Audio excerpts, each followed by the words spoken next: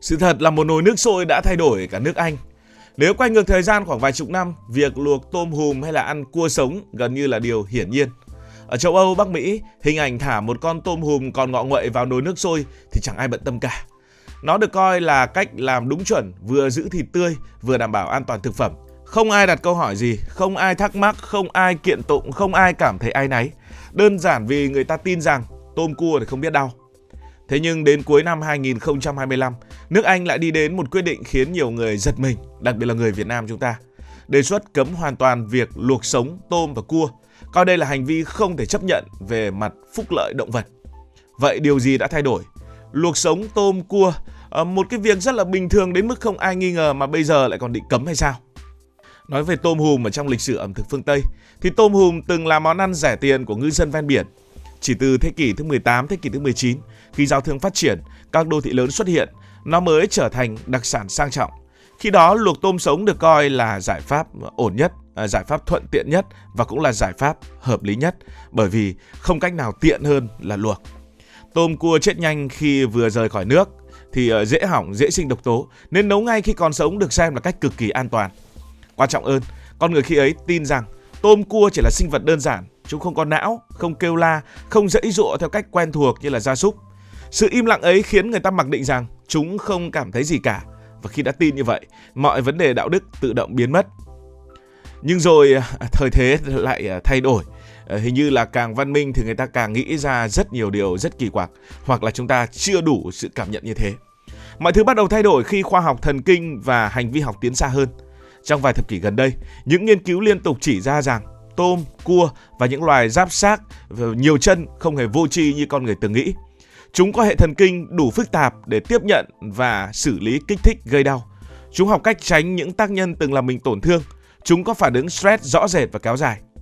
Đặc biệt, khi bị đun nóng từ từ trong nước sôi, cơ thể tôm cua không tắt phụt ngay lập tức. Những phản ứng sinh lý cho thấy cơn đau vẫn tăng dần theo nhiệt độ. Và nói thẳng ra, đó không phải là cái chết nhanh chóng, mà là một quá trình kéo dài trong hoảng loạn và đau đớn.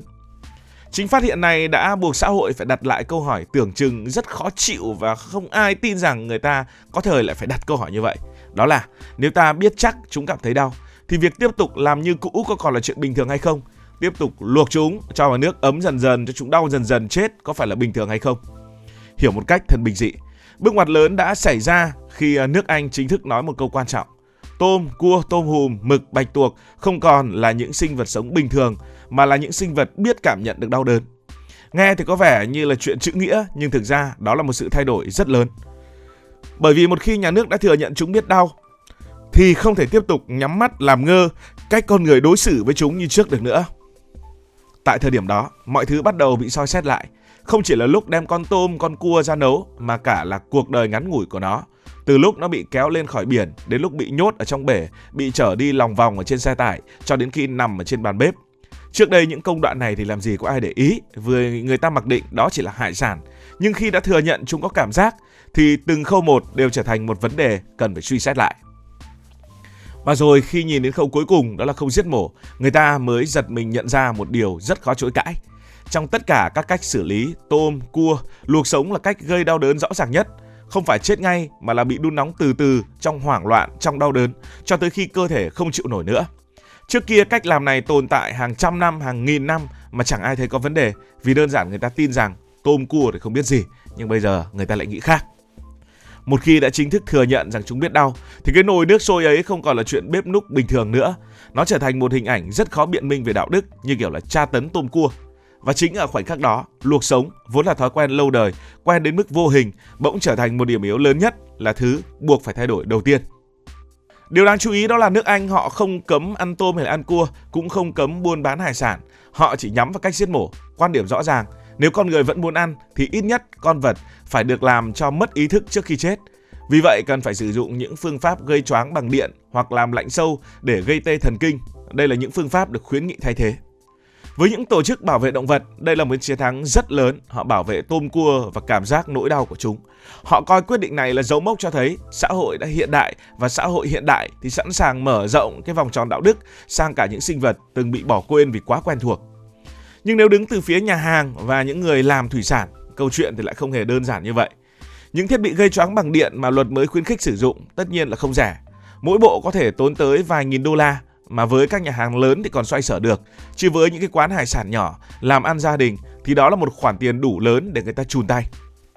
Chưa hết, còn một rào cản lớn nữa, đó là tâm lý khách hàng.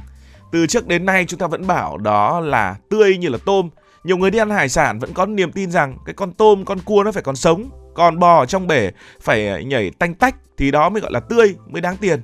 Nếu con vật đã bị xử lý từ trước, dù theo cách nhân đạo hơn, thì trong mắt không ít khách hàng nó lại trở thành không ngon và cái mất dẫn.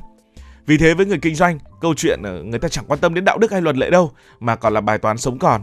Bây giờ phải bỏ thêm tiền, chấp nhận thay đổi thói quen, nhưng chưa chắc đã giữ được khách. Nói thẳng ra, trong khi luật nhìn vào nỗi đau của con vật thì con người mới là những người đau hơn, mới là những người phải gánh chi phí nhiều hơn. Thói quen và túi tiền của khách hàng cũng bị ảnh hưởng. Và chính chỗ này chạm tới va chạm lớn nhất giữa lý tưởng và thực tế. Nói cách khác, đạo đức cũng có giá của nó và không phải ai cũng sẵn sàng trả giá ngay lập tức, đặc biệt là đạo đức với con tôm và con cua.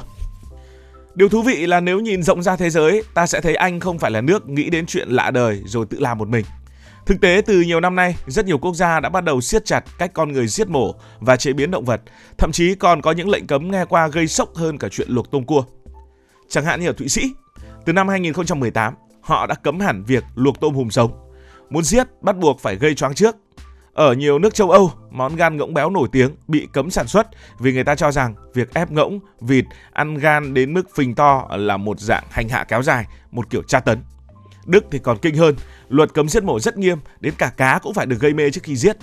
Còn ở châu Á những món ăn truyền thống như là bạch tuộc sống ở Hàn Quốc hay là những cái hình thức ăn gỏi như ở chúng ta ngày càng bị soi xét kỹ, không chỉ về vệ sinh mà nhiều người cũng bắt đầu lên tiếng về đạo đức, rất là đáng quan ngại. Điều đáng nói là điểm chung của tất cả những câu chuyện này không nằm ở cái việc là ăn ngon hay là ăn không ngon, mà nằm ở chỗ con người bắt đầu tự hỏi, để có được cái con đó thì con vật đã phải chịu đựng những gì, có cái món này con vật đã phải chịu đựng những gì, và cái giá ấy có còn phải chấp nhận được nữa hay không. Con người đang ngày càng coi con vật là đồng loại. Tổng kết lại, cấm luộc tôm và cua sống không có nghĩa là thế giới sẽ ngừng ăn hải sản. Mọi người vẫn ăn, nhà hàng vẫn bán, nhưng quyết định ấy buộc người ta phải chậm lại một chút, nhìn thẳng vào một thói quen lâu nay vốn được che chắn bằng hai chữ truyền thống. Nó cho thấy ranh giới đúng sai trong đạo đức không phải là một thứ cố định mãi mãi. Ngày xưa người ta cảm thấy bình thường, bây giờ người ta lại cảm thấy sai. Rất có thể vài chục năm nữa, con cháu chúng ta sẽ nghe câu chuyện này và ngạc nhiên. Đã từng có thời con người coi việc luộc một sinh vật sống là hoàn toàn bình thường. Và khi đó quyết định của nước Anh hôm nay có lẽ sẽ được nhắc đến như một khoảnh khắc nhỏ thôi, nhưng đủ để đánh dấu một bước ngoặt trong cách con người đối xử với thế giới xung quanh. Còn bạn nghĩ sao về vấn đề này? Bây giờ cho bạn một con tôm, con cua sống thì bạn luộc hay là bạn làm cái gì? Hay là có đi đông lạnh nó từ từ hoặc làm cái gì nữa hay không? Hãy để lại ý kiến của bạn dưới phần bình luận. Cảm ơn vì đã quan tâm theo dõi câu chuyện. Nếu cảm thấy thú vị, bạn có thể nhấn nút đăng ký kênh, bật chuông thông báo và chia sẻ. Còn bây giờ thì xin được nói lời chào tạm biệt.